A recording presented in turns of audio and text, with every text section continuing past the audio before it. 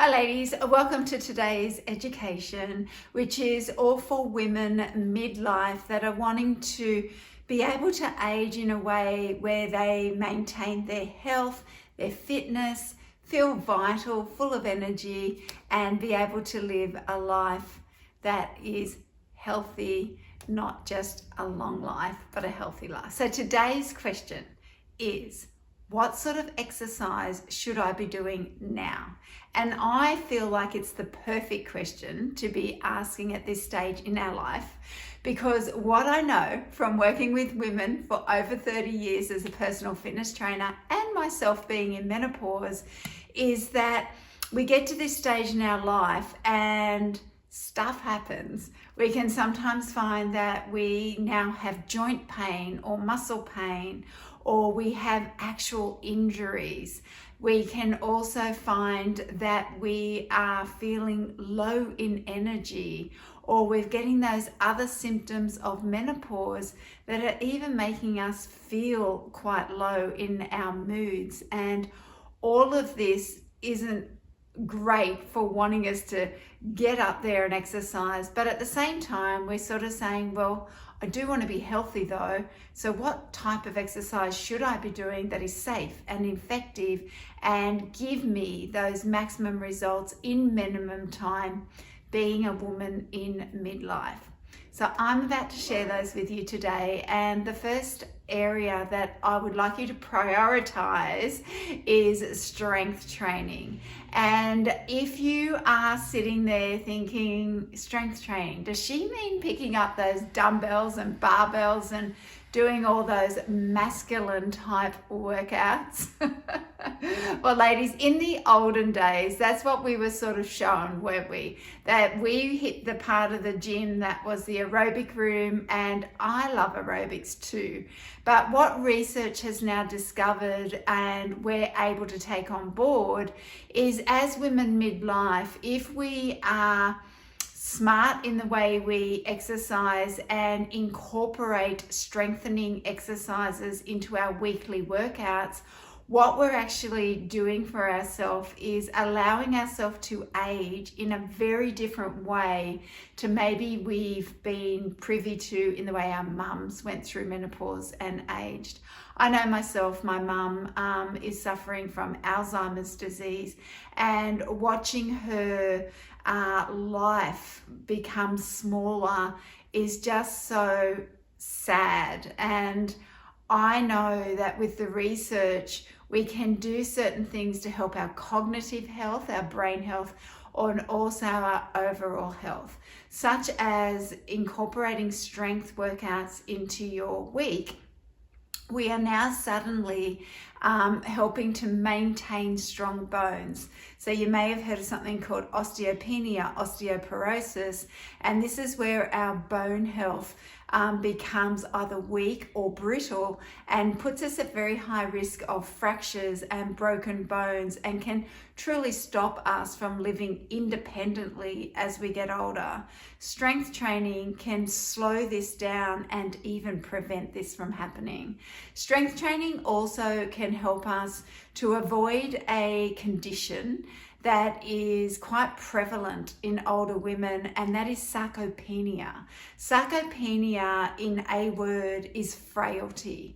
And when we are frail, it stops us from being able to get out of our chair because we don't have the strength, being able to dress ourselves because we don't have the balance to lift up our foot, to even get ourselves out of bed. So it really, sarcopenia is setting us up for living more into aged care, like nursing homes. So I don't know about you, but I sort of feel like if we've got the opportunity for that not to happen, let's grab it with both hands. And so strength training is going to help you to maintain your strength, which also helps you to maintain a healthy metabolism, which will also help you to maintain a healthy body weight.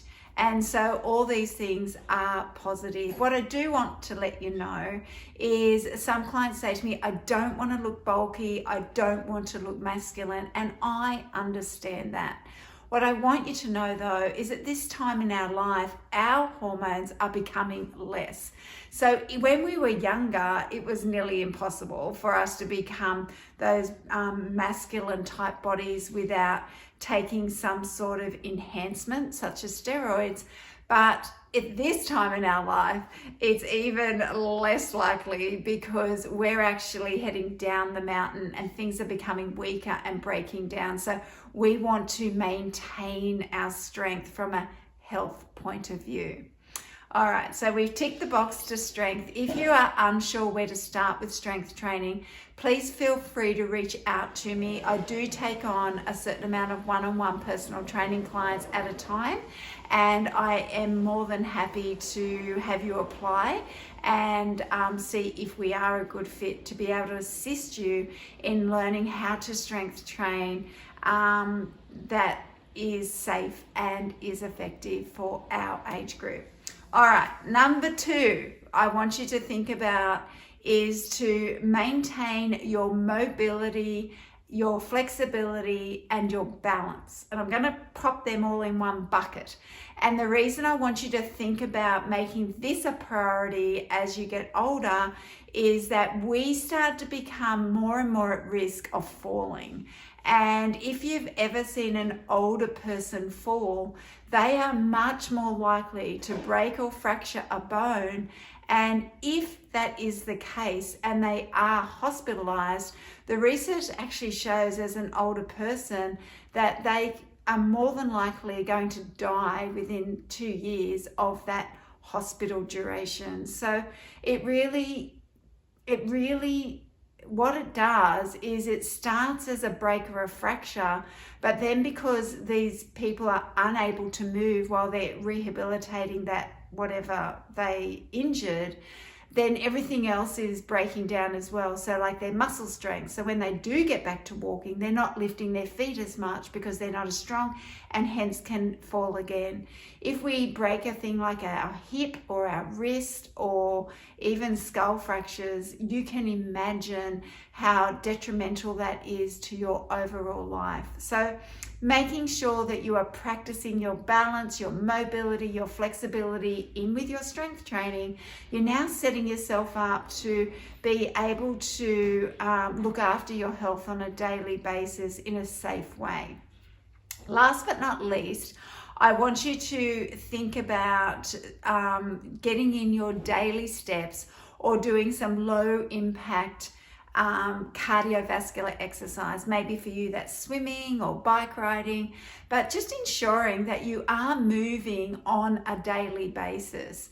You know, you may be surprised to learn that heart disease is the #1 killer in women. And in Australia, more women die from heart disease than they do breast cancer, yet it's not really recognized. And so as a woman over the age of 40, especially if we have found that we've gained weight, maybe our cholesterol's high, our blood pressure's high, we've gained that belly area in and around our internal organs. It's called visceral fat, which is dangerous fat. It truly is a moment for you to be able to go, you know what, I've got this chance to prevent heart disease and to grab it with both hands and to start slowly and take those steps to incorporating low impact cardio into your daily life. So those are my 3 priorities for you to age well, to slow down the effects of aging and really reduce your risk of disease such as sarcopenia, osteopenia, osteoporosis, heart attack, and all those other things, cholesterol, blood pressure, diabetes, and all of that. So ladies, thanks so much for listening today. If you are curious around how you can work with me one-on-one personal training, I do invite you to pop in an application. You will have a first phone call with me completely free of charge for me to listen to what your health goals are and to understand whether I am the best person to support you through that journey and help you to reach your health and fitness goals. Well, thanks so much for listening to today, and I will catch you for our very next education.